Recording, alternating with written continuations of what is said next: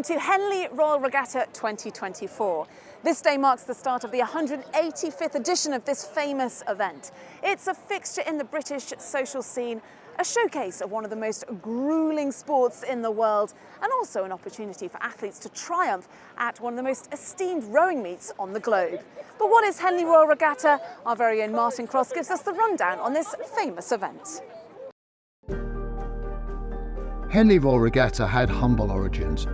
A regatta was first held in 1839 on just one afternoon on the straightest part of the river in Henley-on-Thames, and now it's evolved into a 6-day competition with more than 300,000 fans coming each year to cheer on athletes competing in 26 events.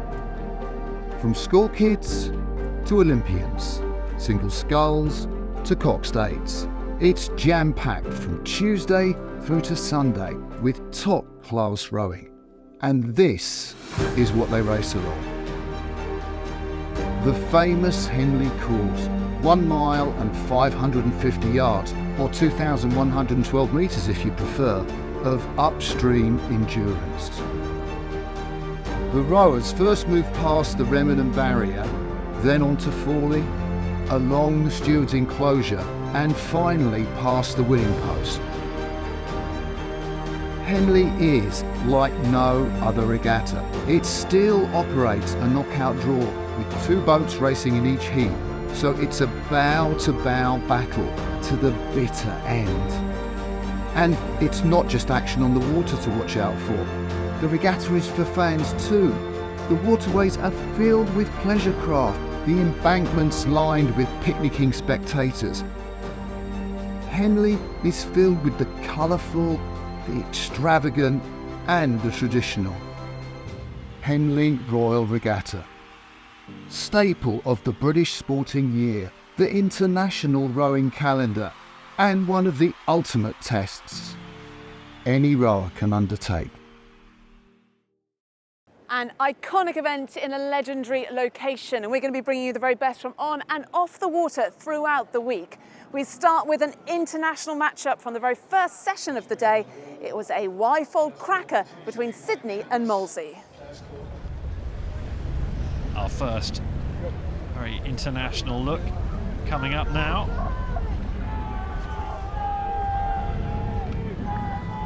Sydney Rowing Club Australia against Molesey Boat Club in the Y-fold challenge, darting off the start past Temple Island.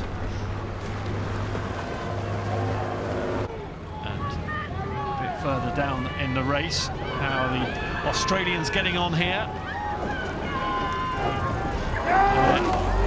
Doing very nicely there. 3/4 of a length lead, the Australians, on the Berkshire station at the top of your picture. The atmosphere picking up. Sydney Rowing Club right in the race. Molesey Boat Club leading just. You can see in the bow seat there Samuel Bodkin. Former Forley Cup winner, so he's been through all the way to Sunday when he was with Windsor Boys School and got his way through. But just looking now, Tim, this steering, these are coxless balls. You can see the umpire there is just saying Molesey get over, because what I noticed was Sydney went quite close to the booms on the Berkshire side, that blue boat, and they steered away from it a bit. They're very safe there, they look good around that, but I think it meant that Molesey followed them a little bit and found that they were warned by the umpire. The umpire Grimbatten there, she's got the boat right up with there because she knows this is going to go all the way. This is going to be an amazing race. Molesey just taking the advantage now. Your pre-regatta call comes true. It was a great race, fantastic entertainment. Sydney digging in deep. I think they've got too much to do, but they are having a really good go at Molesey as they head in front of Stewards. This is going to be a very tight finish because Sydney's still pouring on the pressure, but Molesey have a little bit more, and they come again, and there they are over the line. Molesey through in the Y-fold Challenge Cup, and for the Australians, their regatta over very early in the week, but terrific race, and they'll have, I'm sure, enjoyed that experience. A sensational start to the week. Now, on the opening day, there were 82 head-to-head races with 8 events contested in junior, intermediate and club categories. And here are some of the best from the opening session. Off we go to Miami, Florida. Belen Jesuit Preparatory School from USA. That's Miami based in the Princess Elizabeth Challenge Cup. The Southport School in Australia is who they're up against. A proper international matchup in the first round on the first day in the first hour here at Henley Royal Regatta. I'm just keeping a very close eye on the right-hand side of your picture there. You can see the Southport School from Australia have gone a little bit too central. The umpire unmoved. Oh no, that's incorrect. The umpire has now moved to encourage the Australians back onto their side of the water. But Sarah, it'll just take a little bit more time. The meandering route away from Temple Island. It's very close off Temple Island, but for the Australians it wasn't a perfect start. Yeah, it's interesting, isn't it? We've seen a few of those crews on that buck side struggle a little bit in those early days, but they're back into it now. And this is, you could hear the sound as these eights went off. It was absolutely fierce there.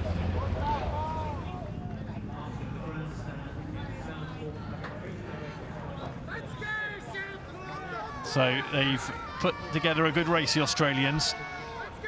The boat from Florida, Belen Jesuit Preparatory School. Very young boat. Cox is just 14 years old, 17-year-olds, 16-year-olds. So terrific experience for them, but they're going to be out in the first round stage here. The Southport School Australia heading for the line in the Princess Elizabeth Challenge Cup on day one here at Henley Royal Regatta. Over the line they go. Good performance from them, safely through to the second round. Actually, by the end of the race, it was very tight. What a finish that was from the Americans. I just wonder if they left their burst a bit late, because they came flying over the finish line, and whether they had a bit more to spare. This is the Temple Challenge Cup, student men's eights. Edinburgh University to the left of your picture on the Bark Station. Off they go, up against the Dutch boat here on the right-hand side. Good pedigree from both of these boats. Yeah, this is going to be interesting, because both of these are sort of the second crews of the campaigns, if you like. The Edinburgh University, they've got their top crew in the Princess Albert, and this is the second boat for Net House as well. So let's see how they go. But look at this, the Dutch crew, Tim, they're picking it up in the way that I always talk around. But you can see how well they're pressing it through as well. You know, they've got their Dutch catch, but my goodness, they're using their legs to press away from the Edinburgh men. These guys have been racing together. They're quite a new crew, because obviously we've got half of their first date and half of their second date here being brought together for Henley Regatta, because the top four men in different event. But they're going to press it all the way to the end. It's going to be another great race. It's a good finish. Edinburgh's digging deep combined with the Dutch's steering ensured it was tight all the way down, and it's still tight, but the Dutch have done just enough. Over the finish line they come in their Temple Challenge Cup heat. Half a length victory over Edinburgh University, who put in a decent shift there. They can hold their heads high. Edinburgh University gave that a really good go. This is the famous Henley boat tent, and this is where all the equipment, boats and blades are stored. It's a hive of activity. Nervous preparation takes place in here, as well as last-minute team tactic discussions. Now, two crews that were hoping to keep their boats in here for one more night were Marlow Rowing Club and Sir William Perkins School, who were facing off in the Prince Philip Challenge Trophy. Junior women's eights then. Here we go with the Prince Philip Challenge Trophy, and another local boat here, Marlow Rowing Club, on the Berkshire Station to the left, and we're watching Sir William Perkins' school, their second boat on the water this morning. No, not out of it, and this is where the Cox Darcy Bateman will have to come in, start driving her crew on. Slightly over, both crews have veered towards the centre of the course, maybe not as tight to the booms as you'd be expecting, but as they are about a length and a half apart, it's kind of okay at the moment. But there's some things to work on for both crews, some technique points, which would be really nice for Pete Chambers to get his teeth into for the Marlow Rowing Club as they look to progress further down this week. But a strong performance by them. Charlotte Milan in the cock seat for Marlow Rowing Club, cajoling her boat over the finish line here. That 8 safely home on the Berkshire station, comfortably against Sir William Perkins' school. So Peter Chambers beating Chris Boddy, if that's how you're looking at the race. Plan will be for Marlow Rowing Club to go deep into the week, because that was a good performance. Prince Philip Challenge Trophy, they'll be progressing through to the second round. Day one started with overcast skies and occasional drizzle, but the heat was very much turned up out on the water, and there was a hotly contested match in the Britannia between Upper Thames Rowing Club and London Rowing Club. The Britannia Challenge Cup. This is Upper Thames Rowing Club on the Berkshire station that you can see in the white, and then you've got the boat on the Buck station, London Rowing Club, in the blue and white. So off they go. Britannia Challenge Cup. Been with us since 1969, and Mo, you're keeping a very close eye on this start. This is, if you are coming to Henley Royal Regatta this week, get yourself down to the start, because you don't have the same volume of crowd obviously as you have at this end, at the town level of the track, but you're really get a palpable sense of the nerves, the excitement, and the skill levels as well. Actually, and you often get an incident or two up at Temple Island, so it's well worth taking a walk up there. Upper Thames Rowing. This is going to be a really tight finish. They're just gearing it up, ramping it up, aren't they? And both crews will know they're in for a painful couple of minutes here. They really are, and I was just about to say this is going to be an excellent finish here.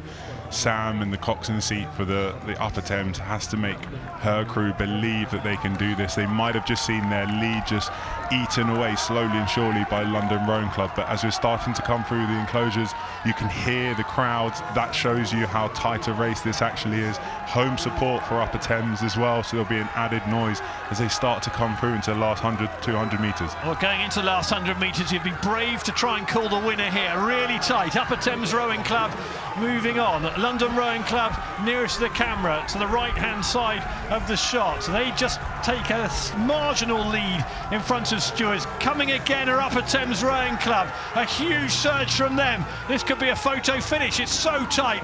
And off go London Rowing Club. I think will take it. That was tight though. In the final few strokes, Upper Thames Rowing Club dug deep and found just enough, but there was not much in that. London Rowing Club will enjoy the celebrations. That was a magnificent race in the Britannia Challenge Cup. I think we felt we might have done. I think Rose said pretty quickly that she thought we crossed the line first, but I wasn't sure, and yeah. I kind of didn't want to be too confident. Yeah, it was about so tight. Because it was so close. I agreed intuitively, and then we just had to wait for the official announcement, and it came over. Yeah. And the way they do it, they always announce the winning crew first. So like the heat of the Britannia Challenge Cup, and I was just waiting for him to say, please say London, and he did. So it was a really good feeling. Henley Royal Regatta isn't just a tentpole from the British social scene, it is also one of the world's most esteemed rowing meets. This year has seen a record international entry with crews coming from 27 different nations. That was on show in the men's Coxed Fours, where Kiwi crew took on arch rivals from Australia. Next up, we've got the Britannia Challenge Cup. We've got Wairau Rowing Club New Zealand on the Berkshire station on the left-hand side of your picture, and on the Buck station, Mercantile Rowing Club Australia. And Sarah, I feel like we've got an Antipodean matchup here. And not only that, you've got some personal interest in this race, right? I've got a few personal interests in this race. Of course, the Aussies on the right-hand side, Mercantile Rowing Club, that iconic rowing club down on the banks of the Yarra in Melbourne, Victoria. You can see this crew really going for it. They came through the qualifiers and did a great job, and they're really blasting ahead here of the crew from Wairau Rowing Club in New Zealand. And there's a great shot of Isabel Finch in the coxswain seat for Mercantile, who won't be able to see what's going on behind her with Wairau, but she'll be able to see the line closing ever closer, and she's keeping Mercantile nice, cool and collected. And again, having had to race those qualifiers on Friday, they'll have one more race in their legs in the last 7 days than most crews that have been selected through the draw. Yeah, that's right. Look, they're doing it a pretty easy job here. Look, I think that the Y-Round crew thought that they might have the chance, but Merck's too good for them on this occasion, and I think you'll see the Kiwi presence at Wetherspoons tonight. But Michael de Souvelay, the coxswain, he said one of the better catches you'll see at this regatta. So there you go, they're punny as well. Well done, boys. I hope you enjoyed drink in Stewards later this afternoon. So a strong opening race for the Mercantile crew, and in the afternoon there was another international clash. It was Spain against Canada, with Barcelona versus Calgary. We are at the start for a heat of the Y-Fold Challenge Cup between Barcelona Club de Rem, Spain, and Calgary Rowing Club, Canada. So it is an international race here, a Spanish crew and a Canadian crew, and they are off fiercely in the Y-Folds. It's a coxless boat. Often it is the stroke steering, it can be bow steering on course, it can be any member. Often you give it to the person who's the talented person for steering. So I don't know who's steering, but they've done a fantastic job in Calgary Rowing Club on a course that is not one they know well. And we can see them coming up to the line here, really punchy as they cross the line. And it is a victory for the Calgary Rowing Club in this heat of the Y-Fold Challenge Cup. Yeah, they just look so strong, and it is impressive. I'm thinking of the crew from Spain as well, who are still racing and racing it out. I've been in this position before as well, and it hurts when you know you've lost the race and you're rowing past the enclosures, receiving your claps, but they will be bitterly disappointed. So it was a win for Calgary Rowing Club over Barcelona Club de Rem in this heat of the Y-Fold Challenge Cup. I think the first time a men's crew from the Calgary Rowing Club has been here since 1992. Yeah, 32 years? Yeah, 32 years. I mean, it's a lot. Yeah, it's a little bit more overwhelming than the regattas we go to back home, but yeah, it's good. Yeah, it's definitely, the crowd is nice to have. We don't really have many supporters here, but still it's nice to hear the crowd. It's a lot different. Like, we've only done side-by-side racing, 6-lane courses. We've never done sort of knockout dual style rowing, so this is a lot different for us. And just having the launches going by as well is a big difference for us too.